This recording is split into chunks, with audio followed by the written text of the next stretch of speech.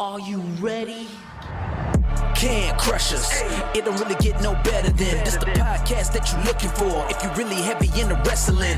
Hosted by the Mark. Energy that's so amazing. Gotta keep it entertaining. Rep the Can Crusher Nation. Yeah, you know what's going down in the ring. Lights out when you hit a ding ding. Knock 'em out like boom bada bing. Hold it down, you can crown me the king. Got a shout out to the Miz and Duke the Dumpster. We choke slamming everybody. Power driving, hit 'em with a face buster. Yeah, this the show you need and it ain't no need for waiting. Mark, hold it down for the Can Crusher Nation. All about wrestling and keep it entertaining. Can Crushers Wrestling Podcast. Time to break 'em, let's go. Yeah, Can Crushers. Yeah, Can Crushers. Let's go.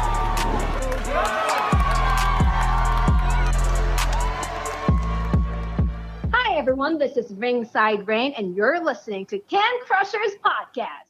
And now, here is your host, Mark the Mark Martinez.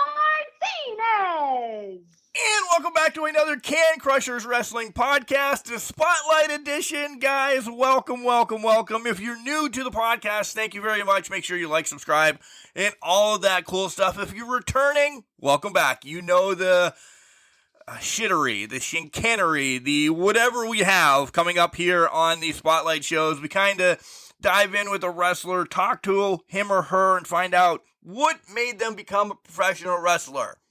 That's what not this one's going to be about. Nope.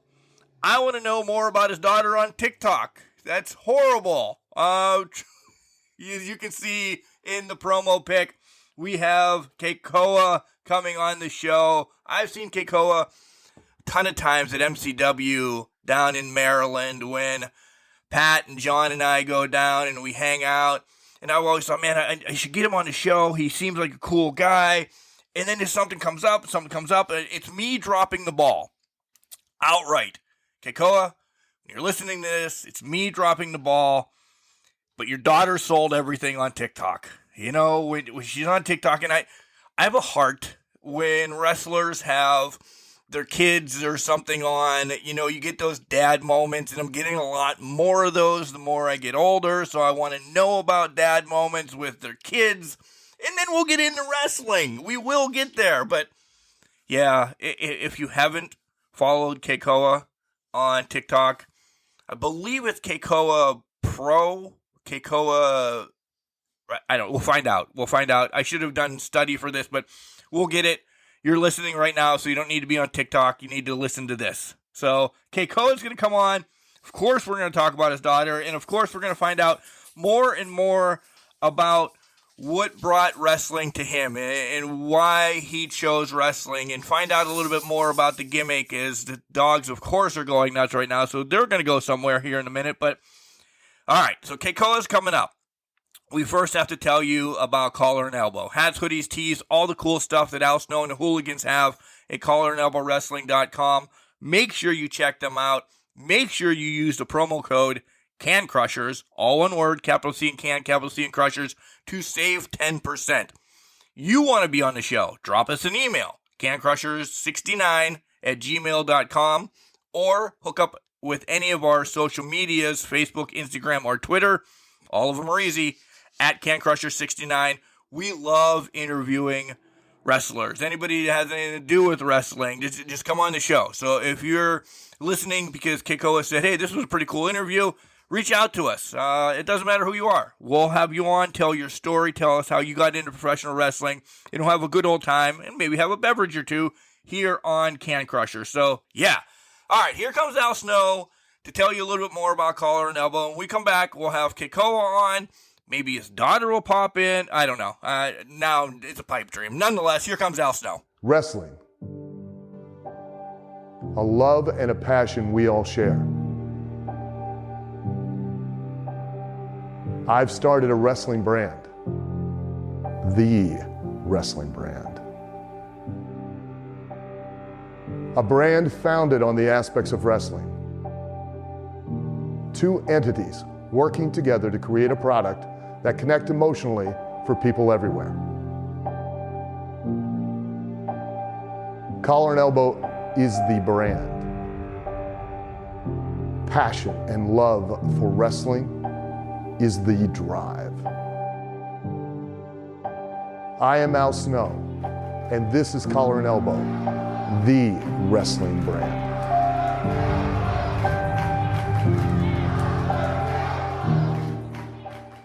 And welcome back to Can Crushers Wrestling Podcast. Guys, you heard in the opening how excited I was and how stupid I was that I didn't reach out earlier. I just got done telling him the story off air as well. This is my fault, and there's one reason it really made me reach out, and it's not wrestling. It's kids. It's the dad moment. Welcome to Can Crushers, Kekoa. How are you doing today? I'm doing fantastic, and I keep saying that on almost every TikTok that I post. In the comments, someone will, tell me how gorgeous my daughter is, or how she's a star, and I was like, yeah, she's the star of these little videos that I do, and this is an explanation of it. It wasn't my wrestling that got me on this podcast; it was my daughter. So as I keep saying, she's the one that's going to bring me the millions in the future. So I got to thank her later. And I told him, I've been down to MCW where he wrestles a lot. He wrestles everywhere, but I mean, I've been down to MCW a lot. I've seen him. Like, I need to get him on the show, and then something comes up, and I'm like, oh man. And so I feel bad that it was your daughter that really kicked me in the ass, but I don't, because she's going. Yeah, you're going to retire early. Let's just say that.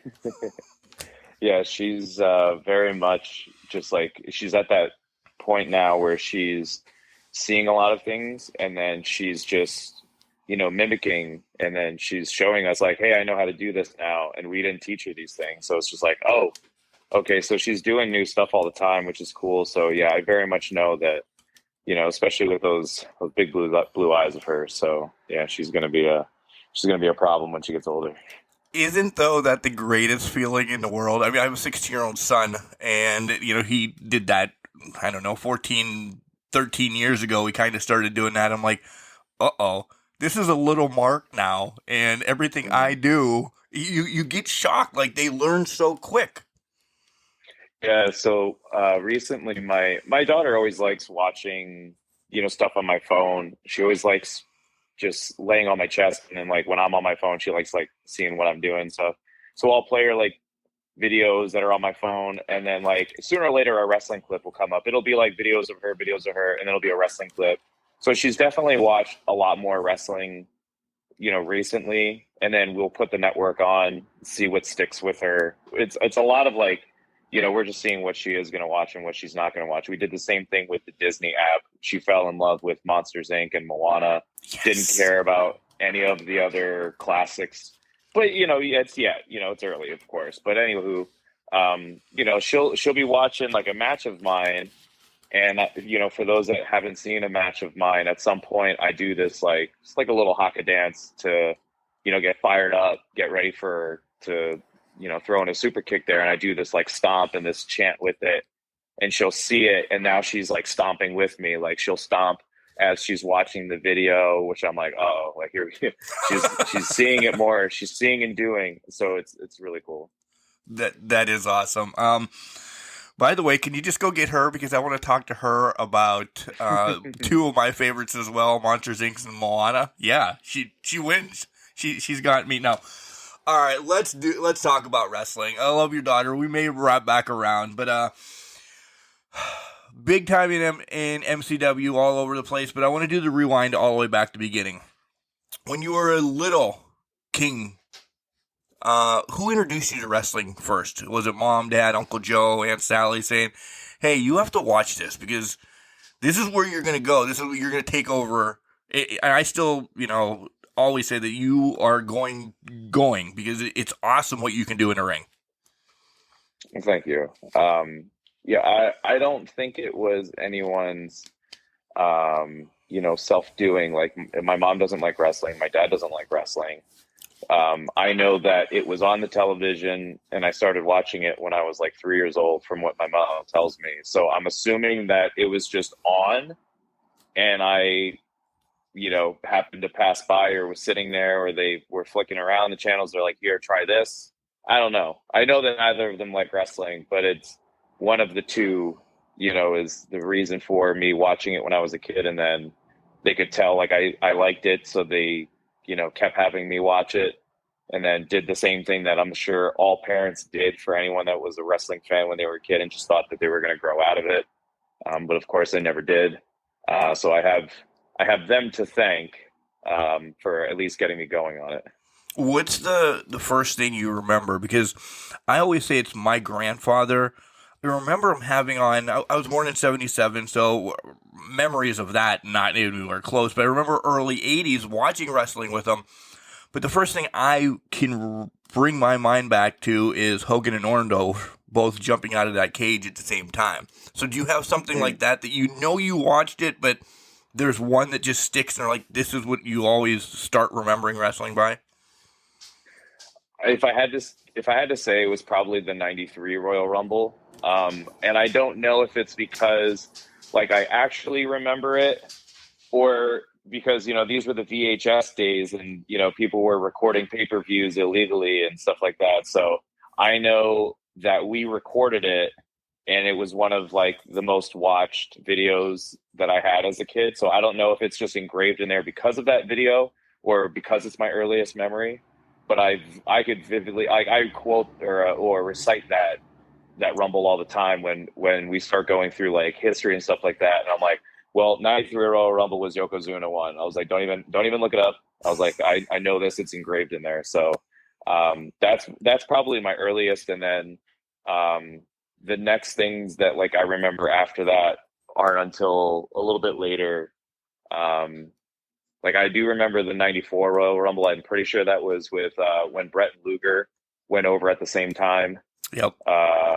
Then, of course, 95, 96, when Michael starts to, rise to the top. And then a lot more Michael's history, more so because I used to get the WWF magazine as a kid too. And I remember I was at my grandmother's and my mom called me and she was like, hey, your magazine came in. I was like, oh, cool. And she's like, oh, you're never going to believe this, but you have the same birthday as Shawn Michaels. And then that was it. That was pretty much it. Then all of a sudden he was my number one. He was already one of my top guys. But then after I found that out as a 7-year-old, I'm like, no, that's it. He's my number one. I think I might have you. I do a cheesy comparison here in a little bit, and I think I might have you. I'll give you 3 wrestlers in a little bit when I ask you who you are. And I think I might have you. I'm pretty. Normally, I'm on the fence saying, I think I might have it, or I only have one, and you're gonna say, "Oh God, Mark, you suck at this." We'll get there though. You said Michael's some of your favorites. Anybody else that is, top of the line that you really followed? Growing up, Michael's, of course, was number one. I liked so many for different reasons. So it really depended. Like Brett was, of course, like the other number one babyface, good guy as a kid. So, I liked Brett. I was a big fan of Big Boss Man. I was definitely more into like the gimmicks, and the characters in the, early 90s. Me too. Me too. So yeah, like I always just found each character fascinating because they were so different. So like I vividly remember, like, he wasn't my number one by all means, but like I never disliked Skinner. I never disliked Nails. I liked the contrast of Nails and Boss Man and then Skinner being random, the Berserker. Like I liked all of them. And then I remember that they used to sell like face paint, packets from WWF, and then they would put on the back of it like certain wrestlers that would paint their face and like, oh, here's pictures of it so you can try to replicate it. Well, the easiest one was Tatanka. Yep. So, I did a lot of, I can't draw. My mom can't draw. So we did a lot of Tatanka, face paint as a kid. We tried Warrior, but that's a lot harder. So it's just, again, like I was always, another big one was Max Moon. I loved his entrance. I loved the confetti rockets coming out of his hands during the entrance. I thought that was the coolest thing ever. So I loved everybody. It really was all over the place. The characters, you mentioned several of them, Boss Man, Nails, they had built-in stories. Even if they weren't in the ring or bypassing each other for months. It's a cop and a convict. If they just ran across each other, there's a story. It was just always intriguing. Nothing against people that just have the name like, I'm going to use mine so I don't throw anybody under it. Mark Martinez. Who the hell is Mark Martinez? He's just out there. You have to build the story. There was never a story needed for Bossman or Nails. It was just a cop and a convict. So, simpler times, right? I purposely also remember, like, when I had all of my action figures, Royal Rumble was always my favorite pay-per-view. It still is. And I would always lay out all 30 wrestlers in order. And I would make sure, like, it's good guy, bad guy, good guy, bad guy. And I always had Bossman and Nails next to each other, or at least in the same row. And I would yell at my mom, like, don't touch my action figures. Like, I have it set in a certain way. The booking sheet's done, Ma. Don't touch it. Like that type of thing. So, it was always 90s were just a great time. And I see, now with everything, changing in the past couple of weeks with WWE, and we'll see, how things change over the next year. But I felt that NXT was kind of moving in that direction again of more gimmicks and more characters and stuff like that. But I don't know if that was necessarily the right move. Of course, I'm not there, so I can't say anything. I've never taken a company to $1 billion organization, so I have no 2 cents to say. I wasn't sure, but it seemed like that was the direction that they were moving in. But we'll see what happens, moving forward. I want to touch on that. You brought it up, and it's still fresh in everybody's mind. But I have to ask this. When was the last time you played with your figures? Dude, I wish I even knew where they were, to be quite honest. Oh, you're killing me. I remember I gave a bunch to my nephew when he was young. I do remember also having like a box of them somewhere. I really don't know where they are right now, to be quite honest, just because I've moved so many times. I've been in and out of relationships so many times, so they've moved around or passed on or left. I honestly have no idea. So it's been a while. That's such a bummer. One of my best friends, it comes to events with me, will send me, like, if his family's doing something and it's a rainy day, whenever, he sends me like the LJN figures that he has. Look at the card for the day. And again, we're 45, 46 years old, still enjoying the past. He was huge in the LJN. I had the Hasbros, which you're kind of talking about. So I rolled with those. It's been about 3 weeks since I did one of those layout cards like you did. You have to put the dogs in the kennel somewhere. You're just sitting in the middle of the floor. Wife comes in. What the hell are you doing? It's wrestling day. It's a big event. I'm a nerd. Yeah, exactly. They wouldn't understand. They don't understand. I do like that you said, and about the Royal Rumble, I still think one of the greatest concept matches ever invented. It is my favorite. Like, I want to go to a WrestleMania. I want to go to this, that, any pay-per-view I can go to. I never want to go to a Royal Rumble because I don't think you get as much when you're at a pay-per-view or a streaming live event or whatever the hell they're calling it anymore. So the Royal Rumble, I want to make sure I'm at my house to see all the pomp and circumstances of the genericness of, somebody stole, and it hasn't happened in a while, somebody stole somebody's number, somebody bought somebody's number. You don't see a lot of that in-house, essentially, in arena.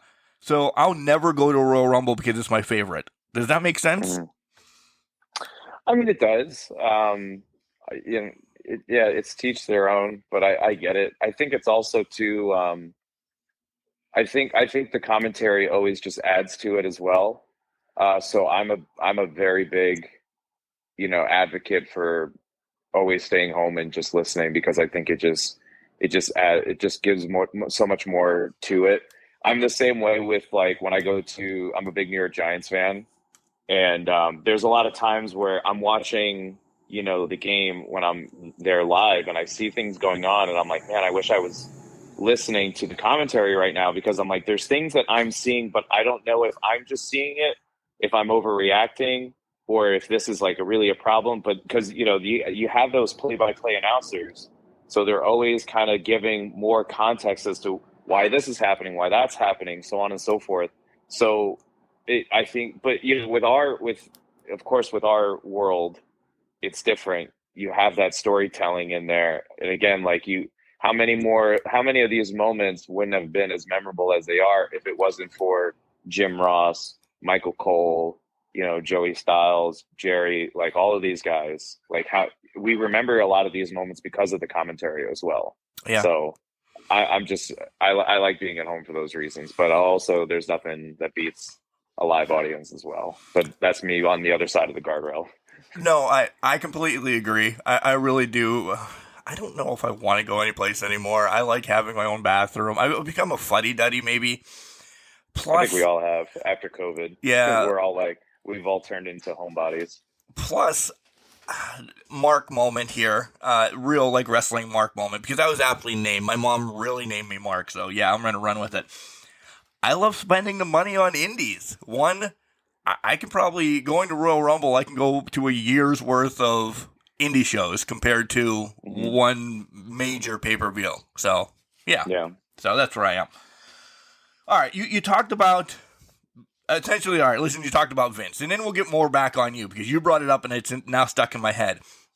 Mm-hmm. What were you doing the day Vince retired? We were getting set up for our weekly wrap-up show, and I'm like, I send in the schedule over to the boys, and they're like, okay, yeah, it's been a kind of blah week. Triple H took over. We'll have to stretch some of this out. And then one of my buddies is like, or we can talk about this. And I'm like, oh my God. It changed, but it didn't, right? Yeah, it did. And I think we're in our moment right now is probably the same type of time frame as when AEW was about to become a thing. When I think the entire wrestling world, when they heard that there's another company that's trying to come out, is like, oh, okay, yeah, like we have Impact, yeah, we have Ring of Honor, yeah, we have, these other companies that try to come out, try to make noise. No one's done it since WCW, so everyone didn't give AEW a shot when the news came out. And obviously, a couple of years later, they've done their duties, right? Yeah. So I think right now, a lot of the, let's say, quote unquote, scarred fans, the ones that they feel they keep getting let down after watching the product for so long, and they feel it's been nostalgic and so on and so forth. I think they're the same ones that are going to be like, nothing's going to change, because they have that mindset. And then you have the optimistic people that are like, hey, well, we'll see. I'm always a we'll see guy. I'm always a prove me wrong guy. Not that I'm saying prove me wrong as in I think I'm right. Because I want you to prove me wrong. Because I tell people all the time, whether it's personally, professionally, if somebody asks me my opinion, I'm going to say, this is how I feel. This is why I feel this way, but prove me wrong. If you disagree with me, prove me wrong. Like, please, if I don't think that you're going to make the leap and jump towards your dream, please prove me wrong, because I want you to, so with these things happening recently and Vince being out, if, for me and for other independent guys and gals, this might be the best thing that's happened in quite a while, because, it's not like they were hiding it. They were hiring really only collegiate athletes. So people that have the dream of going to WWE, that window was kind of closed.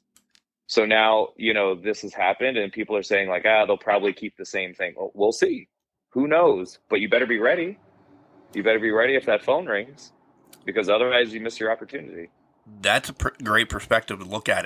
Again, that's why I don't think we brought that up, but that is great to look at it through your eyes and say, yeah, because we all know they were hired, looking football players, this, that, or the other, and not indie stars, so they can mold them into whatever. That is a great point. We'll have to wrap back around to that Sunday and see what the guys say about that. But yeah, that's a great point, and I love your thoughts about prove me wrong, because you're right. You might not be right, but if the phone rings, you damn well better answer it. Yeah. again, I'm always just like my opinion or what I think, like if I was a betting man for certain situations, like my opinion and my beliefs are not the end all be all to anybody. Like I've had the privilege of people looking at me for mentorship within wrestling. Now, by no means, I'm not a name. I'm not a household name. I'm not a name in general. I haven't done anything that, is a Hall of Fame career or anything of that sort. Like I've never been signed. I'm not that type of person, but to some people, hey, like I look up to that person. So I've been blessed for some people that have looked at me in that type of light, which I appreciate. So now if you look at me in that way and you're asking me my opinion, there's people that have asked me like, what do you think about me doing this or doing that? And I'm like, yeah, I disagree. Like, I don't like your gimmick, or I don't like this, or I don't like that. Like, but that's not the end all be all, right? Like I've had, a great example of this, and we actually joked about it this weekend, but my buddy, Mike Keener, who's, the senior referee at MCW, I've worked with Keener now for quite some time, years, dating back from, ECWA days and so on. When I had the idea of coming out with this Warrior helmet for my entrances, because that's what is like my culture's history is, that's true history. It's not like a gimmick that I was making up. I researched Hawaiian Warriors. That's what we used to wear. It was made out of gourds. Now I wanted to, revamp it and make it a little bit more modern so it looks cooler. But when I gave him the idea, Keener was in the old school mindset of, if you're a babyface and you're even somewhat attractive, don't hide your face, because that's your seller, right? Everybody's face is their money maker. So he's like, don't put the mask on. And I was like, I think this mask is really cool. And he's like, I don't know. I don't think so. And then I had a couple other veterans that said the same thing. Like they disagreed with it. And that's like my number one selling point. That's what gets me when I come through the curtain and I have this huge helmet on. People stop and they go, who the hell is this guy? Yeah. So now I have your attention, right? So that was, again, prove him wrong, right? Like I didn't want to prove him wrong because I wanted to be right, but it's a situation that you go like, okay, well, we will see who was right and who was wrong, and it doesn't make anyone better or worse. It's just like that's what happens. So like I like telling people, please prove me wrong, because I want to be wrong. If I don't think that you're going to lose weight, please prove me wrong. I want you to be the healthiest that you can, or I want you to be right in situations. That's just how I feel. So this is one of those things. I hope and I feel that this will be a pivotal moment in wrestling that we look back on in 2-3 years and say, like, when that happened, we got to here now. Like, it's just going to be a huge ripple effect that I can't wait to see what happens. Agreed. You brought up your entrance, and it's not an entrance to, I don't know, a Metallica song or a, whatever, a Taylor Swift song. It's nothing like that. This is, you brought up the word cultural, and it is. Like, your entrance is full of heritage, pomp and circumstance, and like everything. So we're really going to bounce all over the place, but let's talk about that. I know you're going to say heritage, but I mean, what made you do such a boisterous entrance? I mean, you could have played anything and still walked out and still had that, but it's big. It's awesome. If you haven't seen it, look it up anywhere. There's a couple of them online that you can see, but it's awesome. What made you bring that out? The whole idea behind I'll say the gimmick change or the character change was, it was years of I was Kekoa the Hawaiian for like 8-9 years. And I was a generic Hawaiian kid that would come out and wrestle. Like, there was nothing else to me. And looking back on it, like, yeah, everyone was right. And at the moment when people were telling me that, when I would go to certain companies and they say, yeah, we look at you as a mid-card guy, maybe not as a heavyweight champion. I was heavyweight champion with some companies, but other companies were like, yeah, we're not sure. And there were some companies that, again, looked at me as like, you really only have a glass ceiling, and I don't think the Flying Hawaiian is going to break you through that glass ceiling and get you to that next level. You just need more. And I didn't know what it was. And then I started doing some research about, my people's history and certain, iconic, we'll say people from our heritage, such as King Kamehameha, who, if people don't know, King Kamehameha was actually the king that united the Hawaiian Islands together because they were all separate. And now he has colleges named after him. He has streets, named after him. He's a god in Hawaii, right? Right. So once I learned about him, and then I learned about his history, one of the stories that I read was that he took his two children, or it might have been more, but he took his children, walked them up to the top of a volcano, threw them in the volcano, sacrificed them to the gods in order to win a war. And I was like, that's heel shit. It really is. That's a straight bad guy. And I was like, why is he this god? But then to me, it was, well, if he sacrificed his own people to win a war, I could easily translate that to imagine if, what I would do to win the heavyweight championship. So I was like, that's easy wrestling storytelling. So then it was, all right, he wears this long robe, he wears this more like a crown, not a helmet. So then I was taking bits and pieces of our culture's past and putting it together because, again, I had all these people that were saying, we don't know if you're going to make it to the next level with what you're doing. Same thing, I was at Ring of Honor and they were like, yeah, we just need more from you. We just need more. You're very generic right now. So I'm like, okay, here's this mat, here's this helmet. And then I went to an artist and I said, I want my colors incorporated and I want it to look more modern. Can you do something? Boom, there's the helmet. And then I picked a bunch of fabric and went to a seamstress and I was like, I want this robe. Can you make it with these colors? Boom, she made it. And it was all kind of coming together. And it was like, all right, screw it. I'm going to try this because what else am I going to do? I've been doing it for, this long now and it hasn't gotten me a contract yet. So I have to try something. So then I called myself the Warrior King, King Kekoa, and I was a bad guy because I had been a good guy for so long. And it just so happened that it was the right time because around the time that I was thinking about a gimmick change, I ended up tearing my ACL and I said, all right, perfect. Now I can work on all this and come back as this new person. And so I did. But then, of course, since I had been a good guy for so long, and I think it's very hard to be a babyface in wrestling in comparison to a heel, a lot of companies were like, yeah, we like your new character, but we really need you to be a good guy. We don't really have a lot of good guys. And I was like, all right, fine. But then I had this, beautiful helmet sitting there. I had this robe sitting there and I'm like, well, now what? And Kekoa actually means courageous warrior in Hawaiian anyway, which I've always known. And I was just like, well, why don't I call myself the Hawaiian Warrior, Kekoa? It's already there. And I'm like, the fuck, it was in front of me the whole time. So then I just put it all together and I was like, all right, here I am. And then that's what I've been running with since 2015. And it's been doing very well for me. I was just saying, so we'll see how it evolves. It really has been. All right, let's reverse again. Mom and Dad aren't huge into wrestling. They said watch it anyway because you're going to... Through high school, you continue watching it with the boys and the girls as well. How do you get to heading to training, and how do you find the training and all of that story as well? So I ended up actually getting introduced to a gentleman in Allentown, Pennsylvania. His name was Bud Carson. I've heard the name. He had essentially from PA, so yeah. Yeah, he had a pro wrestling memorabilia shop in Center City, Allentown. And at the time, the Wild Samoans were training there.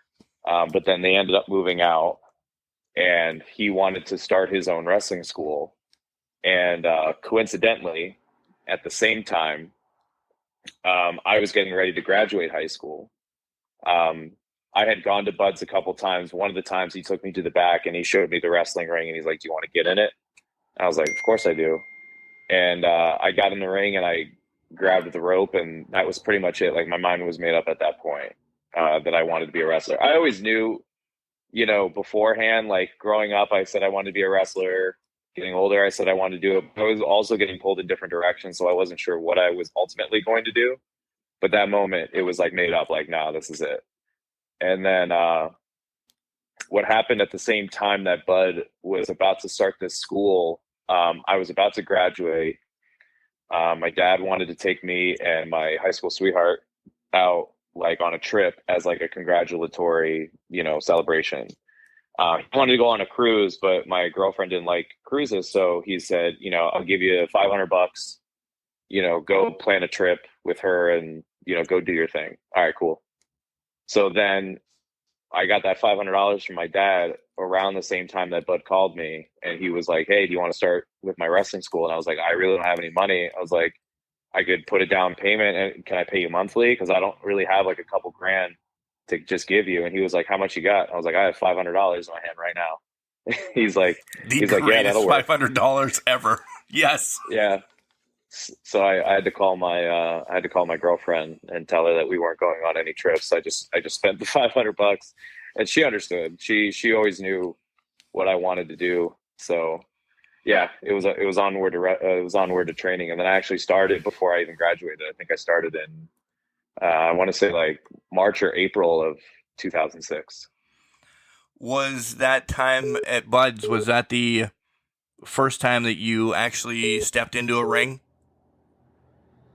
No, I had gotten into the ring like a year before that, because again, like Bud let me get in the ring, and then I ended up meeting like this group of kids, and he would actually rent out his ring to us every other Friday, and we would just like go in and wrestle with our friends and stuff like that. So it's essentially backyard wrestling, but like we actually got to do it in the ring, which was really cool.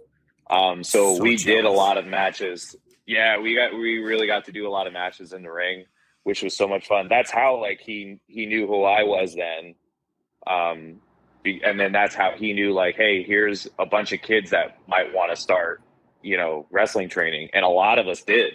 A lot of us ended up signing up with his school and went on to become wrestlers because we absolutely loved it. So no, that wasn't my first time. That's a great marketing tool by Bud, by the way. Hey, do you want to look at this? Go in and have a little bit of a match. And then you're just hook, line, and sinker. And then you're like, where do I sign up? Take all my money. Yep. Take my vacation money. That's smart, man. And I mean, overall, like I did something, I don't want to say something similar, but I have a different, of course, like it's marketing and it's business at the same time. But like I have more of a genuine heart of like when I had my wrestling school in Pennsylvania, and we were inside of a mom and pop gym. So a lot of times, like where the wrestling ring was, there was a wall that separated on the other side was like basketball. So when those kids like heard a bunch of noise, they would want to come over and like look and watch. So sometimes we left the door open in the divider wall so that they could watch. And then a lot of times, like they would sneak in and they're like, "Well, how old do you have to be to start?" And they would ask a lot of questions. And again, like if they're fans, I'm like, "Hey, do you want to get in the ring?" Like, because I would want to get in the ring when I was a kid. Of course, you know what I mean. Like I'm more or less just like giving back to kids in the same way that I wish that or that Bud did for me. Hey, do you want to get in the ring? Like I'm always looking at it from like a hard aspect first. Like, hey, we have fans. Like, keep them fans. Before you want to take their money, essentially. No, that's right. They have to be fans before anything. I completely agree with that. So you come up with your I'm using air quotes every time because it's not a gimmick. It is your life. You've talked about everything about it. You come up with your gimmick, and this is where I ask that question: who are you in comparison to wrestlers? My three, and I'll give you generic explanations. These are and maybe even now people, but still, Roman for people, Roman Reigns because of the height and when you're bad, you're bad. You're hated. You really are. So I put some Roman on you. Snuka, that's generic. I really know, but it is. I would imagine you get compared to Snuka all the time just because of that. And damn it, I got this one right. If I didn't get any of them right, it is HBK because of your freaking super kick. I saw that from day one of ever seeing you. So, how close? How bad? At least tell me I got HBK. Yeah, you got HBK at least because I specifically do the super kick because of him, and I've been doing it since Forever. since I was a kid. Yeah. Yeah. I also used to do a top rope elbow drop, and I did, if anyone ever notices, he always like pumps his right arm and he smacks his right arm as he's going down. And I used to do it that way also, as like paying homage to him. And also the other way as to why I essentially tune up the band, but I do it in my own haka dance type of way. Yep. So that I can also, have the fans do something with me. So yeah, a lot of there is Shawn Michaels. I don't do the elbow anymore because now I'm starting to do the splash. But yeah, you got Shawn there. I've never really been compared to Roman. I think mainly because of since Roman is he's been heel for a while now. I mean, I get the joke of I've been called Roman, when he was like the top baby face. And then around that same time, that's when I was the MCW heavyweight champion. So then they're like, oh, here comes Roman. So I would get that joke, but I don't think I've ever really been compared to him. Okay. The next one that I always get is Ricky Steamboat. Because as you said, you were your previous generations and people that you watched as a kid. I can see why you would go with Snuka. I think the average of combination of everybody. That's why I think I get Steamboat more than Snuka. Right. But yeah, so I would say Snuka, Steamboat. I'm trying to think of a third person. I'm not too sure. We might have to come back on that. I mean, we can say Roman, but I mean, I don't think so. Yeah, that one's a tough one. Well, you know what? I take that back.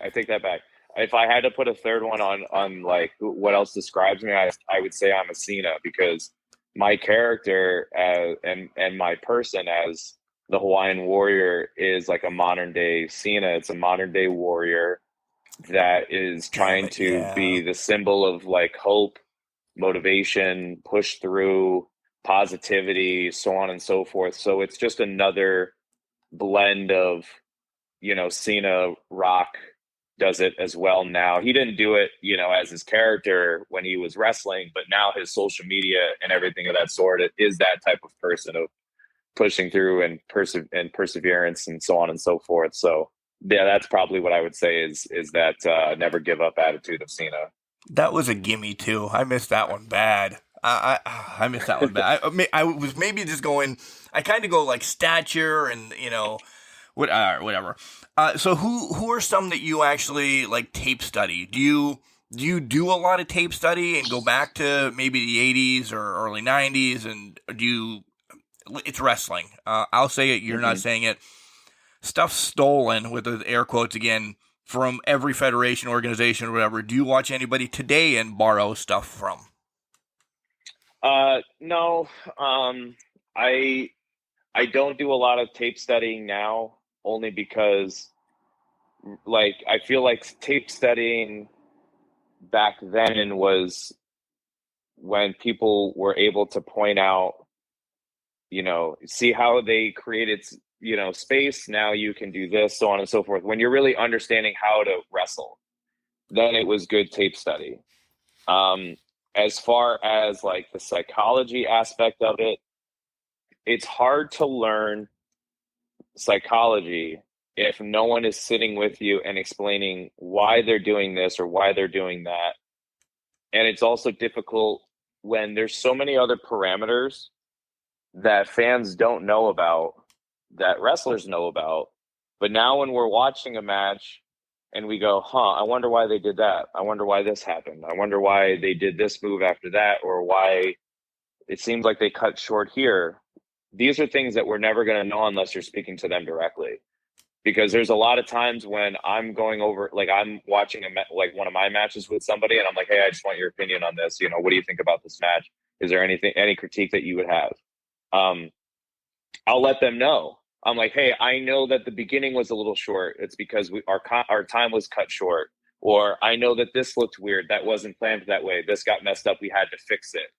Like these are things that, again, like we can't learn from watching, because it's always going to be a lot of questions of like, why was that decision made? So it's a little bit harder for me to tape study now.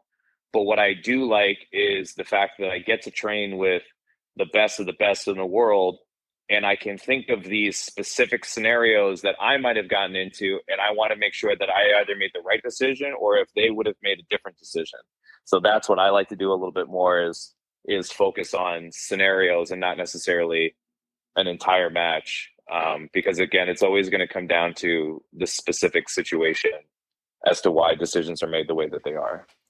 Do you go to anybody? We'll stick with MCW since I know that. Do you go to anybody pretty heavily? Brandon Scott. You said Keener's one of your boys. Dante, Portia, Ray Lynn drops in and out. Do you go to anybody that you just stick with all the time that you know? All right, they're not going to sugarcoat if I really f this up. Not necessarily anyone at MCW, and it's not because I don't trust them by any means. It's because I have the blessing of being around people on that next level. Right. So like I'm around, Devon Dudley quite often. I train with TJ Wilson and Natty Neihart. So like I have the best of the best minds in the business and people on that next level that are going to be able to look at it at that next level, mentality. So again, I do, by all means, I do ask opinions when I'm at MCW and I say, what do you think of this or what do you think of that? Because we're there and we're in the moment. But then afterwards, and we're watching my matches and stuff like that. Like TJ's watched a few of my matches, which I'm like eternally grateful for because I mean, who else? Right. The guy that's literally producing, WWE matches. Like, what else can you ask for? So I do get that. So when I have a match and I want it critiqued, I go to one of them. I'm also very good friends with, Jessica Carr, the SmackDown referee. So I'll send her stuff and we'll go over it. Because I also like hearing it from a referee's point of view of like, things to consider or things that of how to put your match together while you're taking them into consideration for this or for that, and or what a rule is specifically. There's been a lot of times where situations have gone up and I'm like, I wonder how Jess would react to that or what they would specifically do if this is okay, if this is not okay. And then I go to her for some. So I'm blessed. I have everybody that I could ever ask for to give me feedback on what I'm doing right and what I'm doing wrong. But yeah, there's a lot of talented people at MCW that when we're there, it's the best minds that I think that should be at that next level as well, to put together, what we're working on. Oh, for sure. For sure. Guys, if you've never attended an MCW event and you're in and around the Maryland area, Pennsylvania, New York, make the trip first and foremost. It will be well worth it. You just missed the Shamrock Cup this past weekend as we're recording, which is one of the greatest events in the world. I love the Shamrock Cup. Usually make the attendance for that, but family things popped up. Had to sell my tickets to one of my buddies. So, yeah. Let's take a break from wrestling a little bit and find out more about you. You got time off, and I'm saying no gym day, all right? I'm not allowing it. You're not allowed going to the gym. You're not allowed doing anything. What do you do besides make TikToks with your precious daughter? What do you do? A video gamer, reading books? What's your relaxation time? A lot of it would be, spending time with my wife and my daughter. We love doing like family days for, all right, we're going to go to Universal today, or like, hey, maybe we can get people together, go to Disney. Like we're going to, a little Disney day in a couple weeks. So we love our family days, going out to eat or ordering food in, so on and so forth, just relaxing at home. Cause you only get, as as a dad, you blink and they grow up. Super fast. I'm really trying to slow life down and just very much enjoy and be around as much as I can, because also, like in the instance of, that I do get signed, I know that I'm not going to be around as much. So I'm trying to soak up as much time as I can while I am here and while she's little. So it's mainly, daddy-daughter time, husband-wife time. If she's to bed, then the wife and I like to, just relax with each other, scroll on TikTok. We've been doing Marvel movie Mondays because I hadn't watched one movie from the Marvel series until when did we start? Like a month or two ago? Probably like 2 months ago. 2 months ago was my first Marvel movie. I started with the number one, and I'm watching everything in chronological order. Damn, you're gonna be at it for a while. I'm already on phase 4, brother. Are you really? Brother, we were dedicated. Every Monday we were watching another movie, start to finish. We watched Doctor Strange yesterday. Yeah, today's Tuesday, so yeah, yesterday. That's definitely putting time in. That's awesome. Because I want to make sure like we're putting time aside for ourselves as well. So we've been doing that. If it's a little bit later in the day or the wife's feeling tired, I'm feeling tired, and we don't want to sit through a 3-hour movie, then yeah, I'm absolutely playing video games. Big Warzone guy. I just got back into Assassin's Creed. Wife bought me the latest Assassin's Creed for my birthday, so I've been playing that. But no, absolutely not a book guy, by the way. I'd rather burn my boots than ever read a book. I just despise books. Even books on tape. It's hard for me to sit through sometimes. I'm a much more visual person. I wish, even like listening to podcasts, like I want visual. So I love seeing, visual things. But that's just me though. So you're not ever going to be listening to Can Crushers again since we're not video. Thanks. I'm kidding. It's just hard for me. Like I don't. It's my attention span. I feel like it's been lost. It's gotten worse and worse, as has everybody's with. Oh yeah, TikTok, social media, and everything. Oh, I agree. We're gnats. Yeah. We're gnats now. Yeah. We have to switch so fast. But when I was at one point, when I had a job and I was an hour away from my work, it was podcasts, nonstop. Like if the audio podcasts have their niche for the people that are like, I want to listen to it at the gym, or I want to do it when I'm doing this or that. Like by all means, 1000%, I was doing the same thing. Now I don't drive anywhere unless it's for wrestling. So, and then now even when I'm on the plane, like I'll download a movie and I'll watch it on the plane. Just something so I could visually like be focused on. Entertained. Use the right word. Entertained. You need to be entertained. I understand. There you go. Yeah. All right. Back to wrestling. These are some of the harder questions, and they're really not that hard because I know you're in the right frame of mind and everything. Best advice you want to give, kids growing up and they want to get into wrestling. What do you tell them? Do it. I think a lot of people are always so protective and they say like, they don't want to tell everyone to do it because not everyone should be doing it. And I agree, as far as there are some people that are not made out to be wrestlers, but that doesn't mean that you shouldn't try it. That doesn't mean that you shouldn't go for it. I'm the one behind the curtain. Yeah. It is not for everybody. But when you tell somebody that it's your dream and you want to go for it, why would I ever tell somebody that they shouldn't chase after what they desire the most in the world? Like, who the hell are you? Like I learned from that, because when I told, friends and teachers in school that I wanted to be a wrestler, they were like, well, you need to be really big to be a wrestler. Like, you're really tiny. Because I was a scrawny little nerd. And I'm like, well, I'm going to go to the gym and I'm going to lift so that I look like a wrestler. I'm gonna put weight on. Like, isn't that an easy answer? And people just shrug because they doubt you. When I told family members like that I wanted to be a wrestler, they told me I was wasting my life.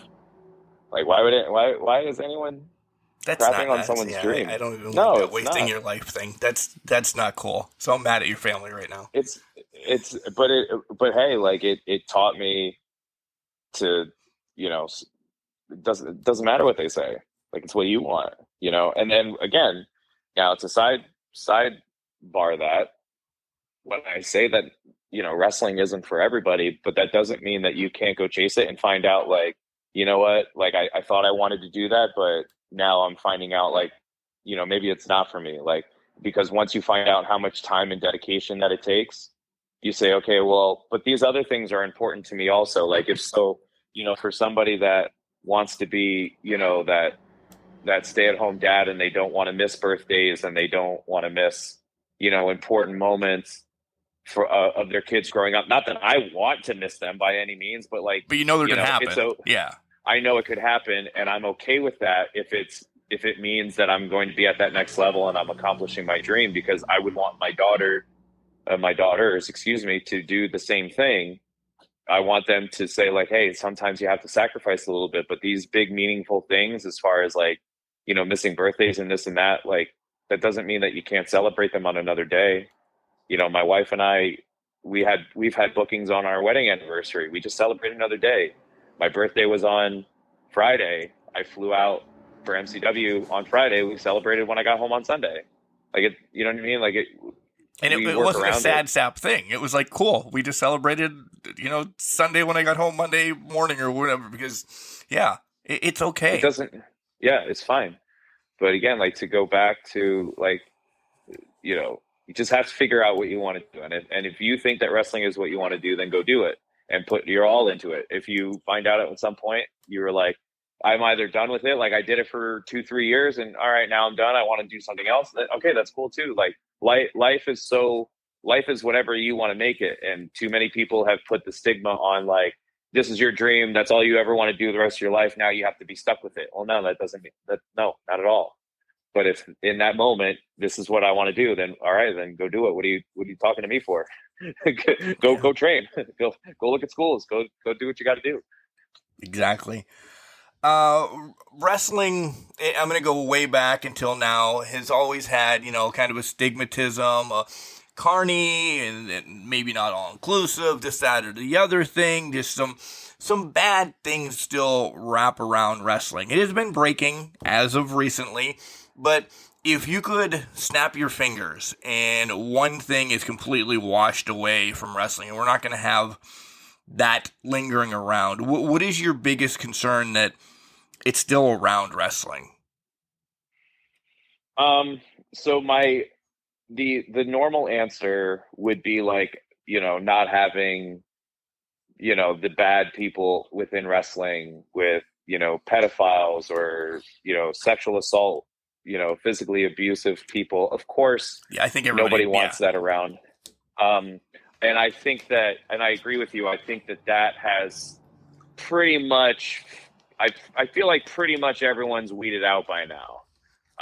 We would hope. We would hope. If there are, no, of course, like, there's probably some people here and there that are still kind of lingering around, but sooner or later, like, karma will figure its way out and say, like, no, you did some bad things to some people and they'll be gone. But my biggest thing that if I could snap my fingers and change about the wrestling world would be that there would be a difference between independent wrestling and professional wrestling. And the reason that I say that is because I do believe that wrestling is for everybody, but then the problem is that the independent wrestlers are mixed with who want to call themselves professional wrestlers. And by that, I mean the weekend warriors or the hobbyists of wrestling, that they want to wrestle in their town once a month. And that's really all they want to do. They don't want to make it big. They don't want to be to that next level. That's perfectly fine. Props to you for chasing, what you wanted to do, and you're making it the most of what you want. But then you mix those types of people with, guys like myself, where I want to be at that next level. So then when promoters mix that into matches, it's a little bit frustrating on my end, because we're not on the same level. Like, I take my training and my craft very seriously. They don't. And that's fine. I'm not expecting them to be on my level, but again, I don't like that it's mixed that way then, because it's just two different types of mindsets. It's the way that I like to compare it so that people understand and they're not like, Kekoa is just bitter, is if I want to be a professional quarterback in the NFL, then I'm going to play in the best league that I can so that I can play with the best people around me, and then I can better myself to potentially get to that next level. But that doesn't happen where I play in a league where there's also like flag football or beer drinkers, like kind of like the social athletes that play like soft toss softball that just want to drink a bunch of beers, play some softball, have some fun. That's fine. That's cool. Do that. But I don't want to play with you. Yes. I don't want, that's what I mean. Like, go do your thing. I want to go do my thing, but that's not how the independent wrestling scene is. So we have to fine tune and pick and find the places that do that, where they only book people that are looking for that next level. And sometimes it's mixed, sometimes it's not. I feel like MCW literally has a full roster of people that could be at that next level any day. And that's why I love being there so much. And then, of course I go to these other ones that sprinkle them here and there, but that's what I would fix the most is just a little bit more of a separation. But again, that's just me.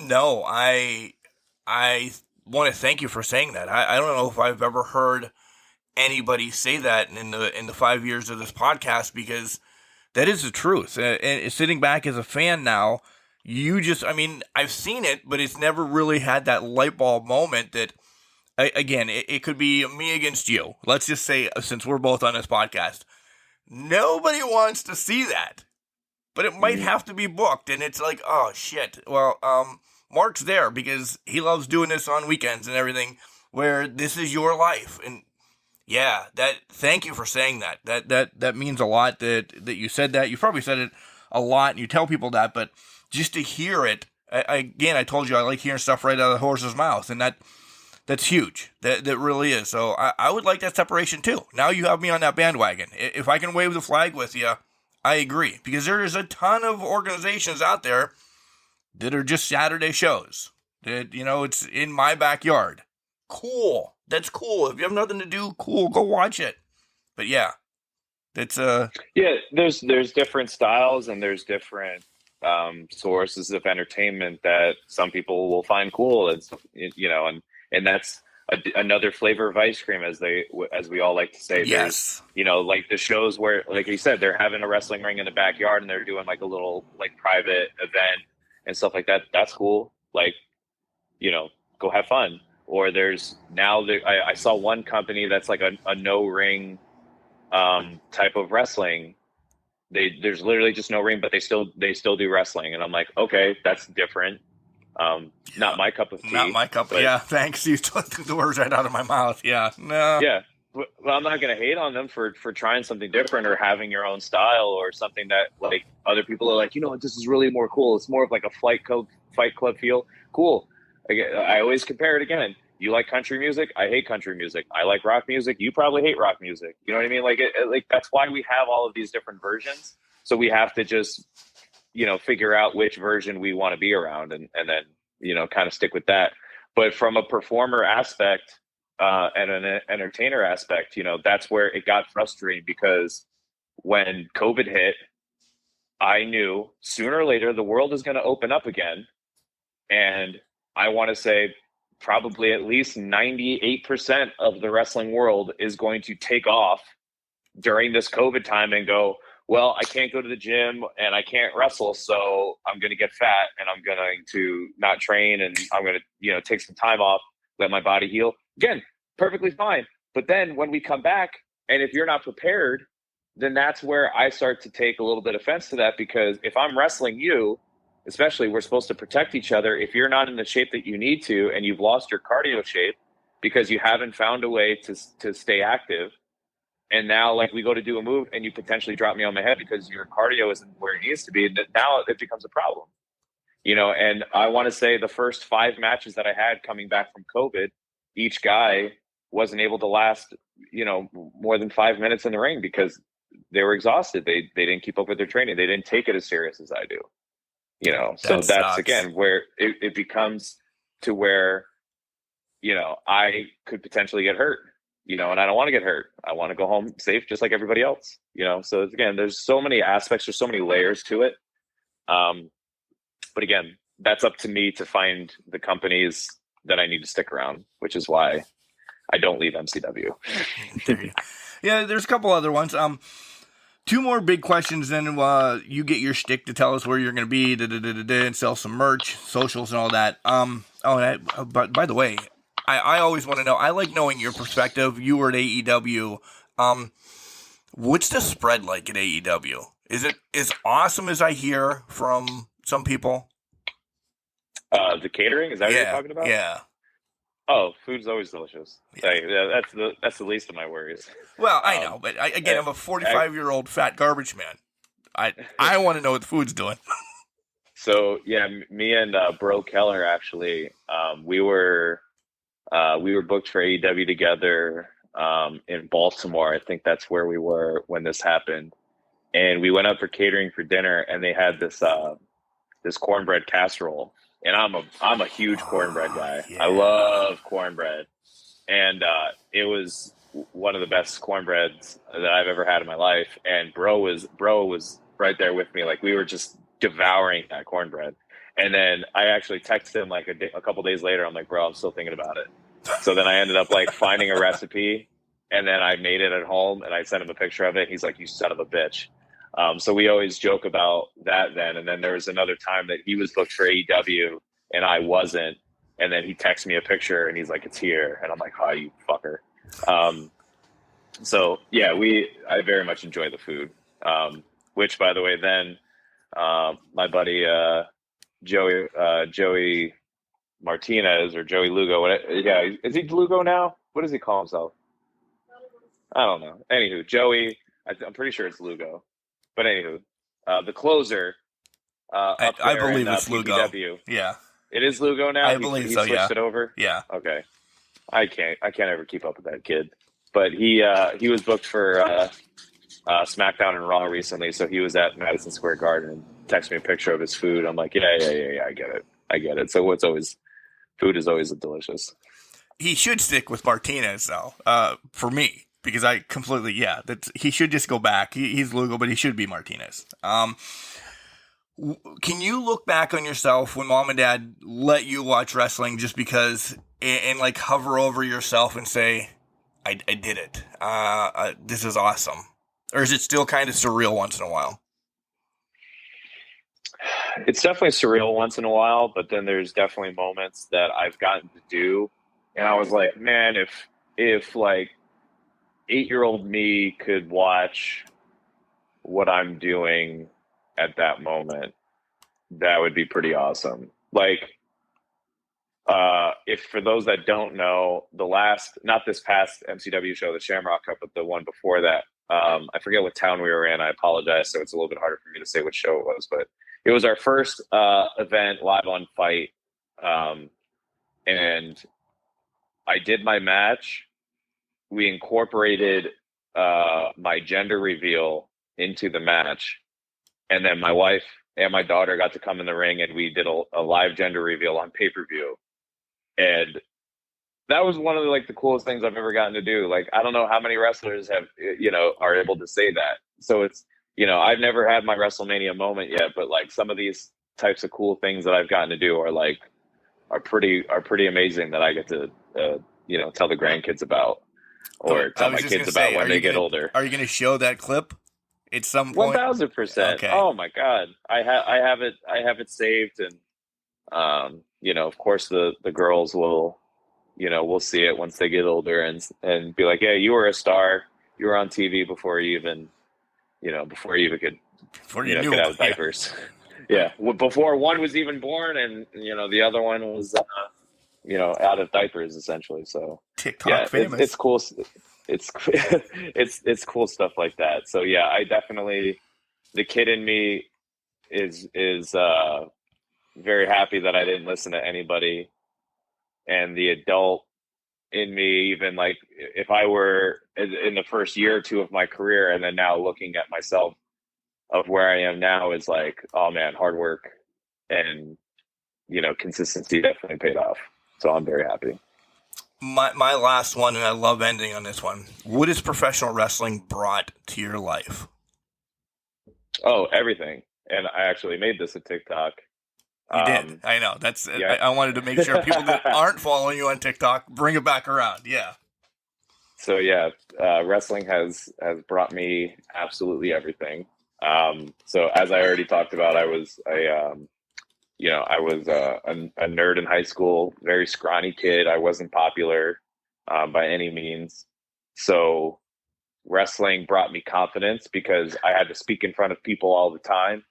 So, then it got easier to then talk to other people. Then it brought me friends and family because since I didn't have a lot of friends in high school, and the friends that I did have, we were all just on different paths after high school. So, I essentially lost all of them. So then I got new friends, and literally pretty much everybody that I'm very much close with, the closest in my life right now, are all from wrestling, other than like a couple here and there that are outside of wrestling. So it brought me all my friends and family, and to the point where, as I said on my TikTok, that we had Thanksgiving every year, and it was only wrestlers that were coming over to the house. And we did that for like 5 years in a row or something like that until I moved to Florida. And obviously we can't do it anymore because everyone's back north. But and then to the point where, I was on a show, and I saw this female wrestler have one of the worst matches that I've ever seen live. She's giving me the eyes right now. I was going to say, you're going to get punched. She knows the story. She knows it's true. She had one of the worst matches that I've ever seen, that she's ever had. And she was sulking in the corner of the locker room. And I went, oh man, she probably feels awful after that type of match, which even the match wasn't her fault. It was a clusterfuck.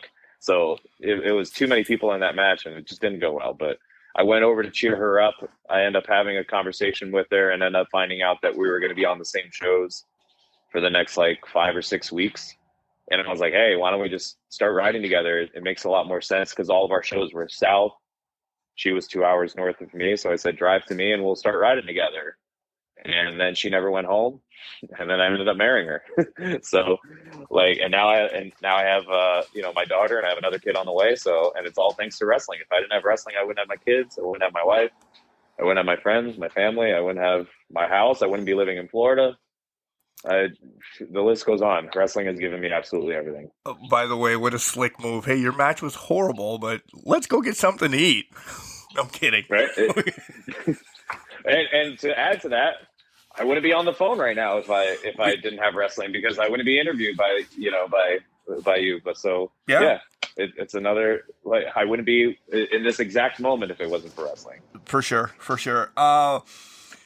It was in and out of my head. It was a joke one, so we'll let it go. If you're telling me, when you're telling me stuff and it pops up, I'll ask you one more time. So where else are you going to be? Socials, in case everybody doesn't follow you and they find us on Can Crushers, and sell some merch and stuff like that. You know how to do this part. So we've been talking about my podcast, not my podcast, my TikTok, all throughout the podcast. So for those that want to follow me, it's at Kekoa HW for Hawaiian Warrior, because some idiot already had Kekoa Pro and they don't even use it. So the username's just sitting there, and I'm still fighting to get it. Bitch. Yeah. But I am Kekoa Pro on everything else: Facebook, Instagram, Twitter. So you guys can follow me on there. I am also on Pro Wrestling Tees with my store. Just type in Kekoa. I'm also on the Shoot Messenger. So if you'd like a special shout out for any fan or something, I do those as well. Which is also through the Pro Wrestling Tees website. For what's upcoming, if you are in the Florida area, I'm going to be back at Movement Championship Wrestling, which is also very confusing when people see my schedule, because now I wrestle for 2 MCWs. So now it's like, is it MCW North or MCW South? So at the end of August, it'll be MCW South. And then we return to MCW Maryland Championship Wrestling. I believe it's September 10th. I can't remember the date. I think it is. I think I popped. I saw it right before I interviewed. I think it's September 10th.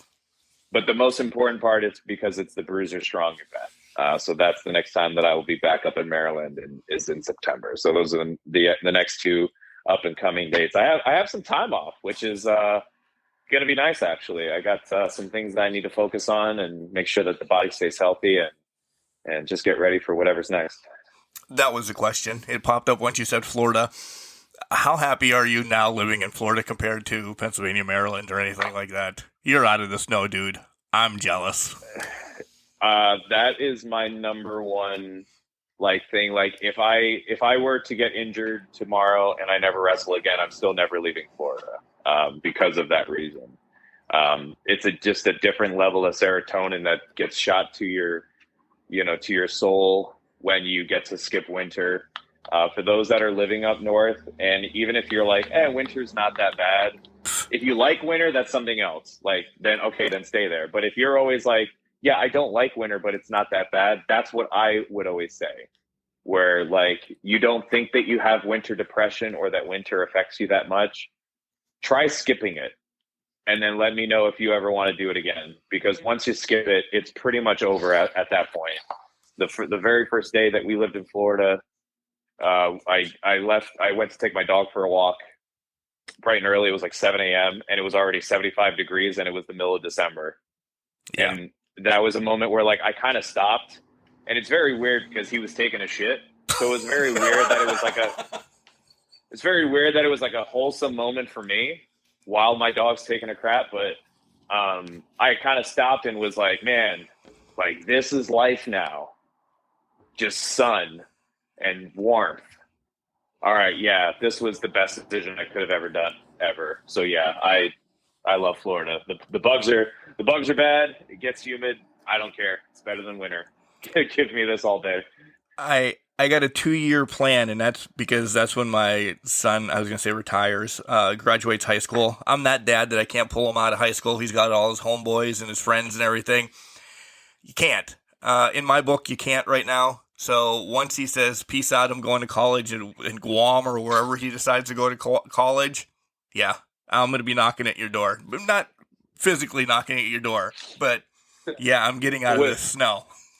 What's funny is now, I get wrestlers pretty much at least once a week that reach out to me. They're like, hey, I'm thinking about moving to Florida also. All of a sudden, I've become the spokesperson of wrestlers that have moved from the north to the south.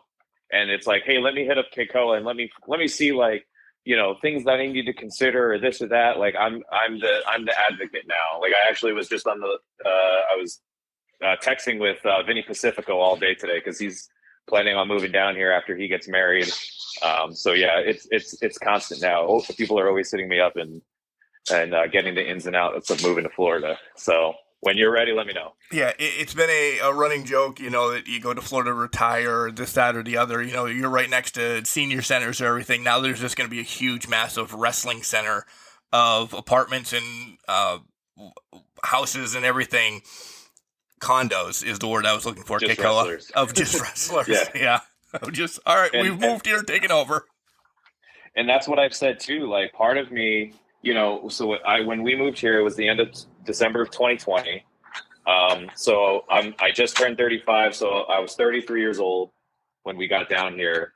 And of course, by no means 33 is old. 33 is a young baby. Gun. I don't care. Yeah.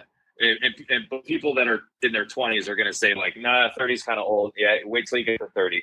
But anywho, I was, of course, like I said, 33 when we moved down here. When I was in that wholesome moment when my dog was taking that crap and I was so happy that I was living in Florida, the next moment was me going why did I wait so long to move here? I kind of wanted to do it when I was in my early 20s, but I was just no, it's not the right time. I'm I wasted 10 years or so of just thinking about it. And I'm man, I kind of wish I was here a lot sooner. But now then I switch it then and look at the optimistic side of it. I'm well, now I'm 33.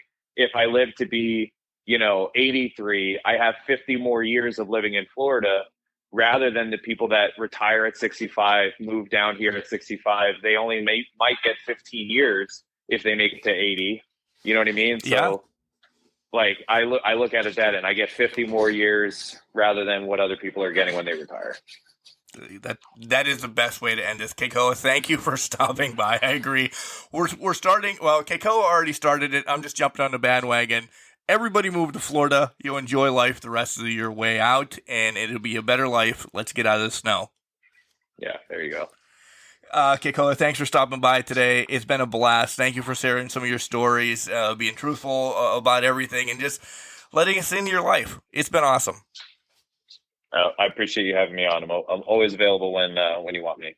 When I'm ready to move. Yeah, exactly. Ladies and gentlemen, that was Kekoa. He rolled with it pretty good with the old Tik Tok. I'm sorry. That dude is horrible. I sound like I'm a weirdo or something, but it's the father moments. It really is. How about my comparison? I guess I get maybe 2 out of 3. Maybe 1.5 out of 3. He did say Steamboat more than Snuka. The Roman wasn't there. How did I miss the John Cena? How did I miss that? That is completely John Cena. Back to the drawing board for Mark.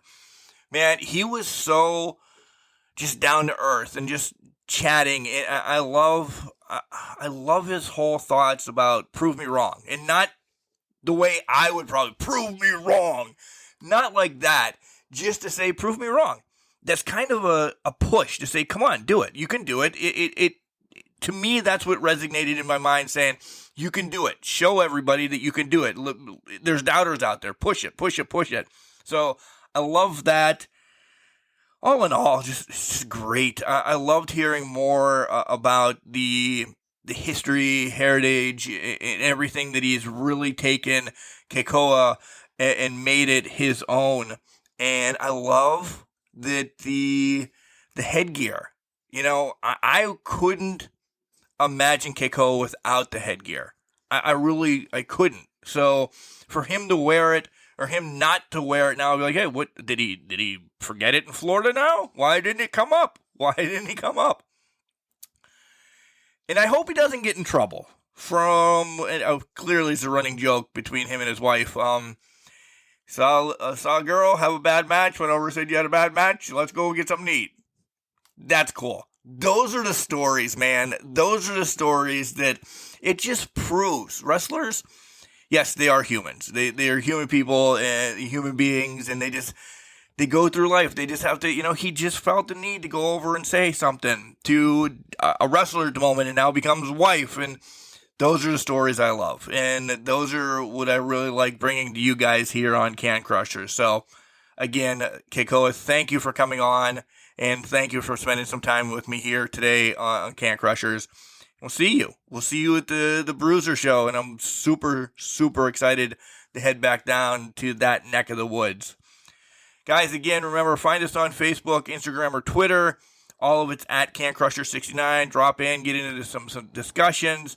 If you'd like to be on the show, you have some ideas for the show, it's cancrusher69@gmail.com. And make sure when you're listening on this podcast that you're listening to right now on Spotify, iHeart, Stitcher, iTunes, Google Play, anyone that you like and you can like, make sure you give us a rating. Give us a thumbs up, subscribe, and all that cool stuff. It really does help us out. So, all right, that's it. Another great spotlight in the book. Guys, let me tell you this right now. Make sure you listen Sunday. He may have dropped the greatest promo that you're ever going to hear on Can Crushers. I can't wait to play it Sunday, but that's called a teaser. Remember, just because you're trash doesn't mean you can't do great things. It's called a garbage can, not a garbage cannot.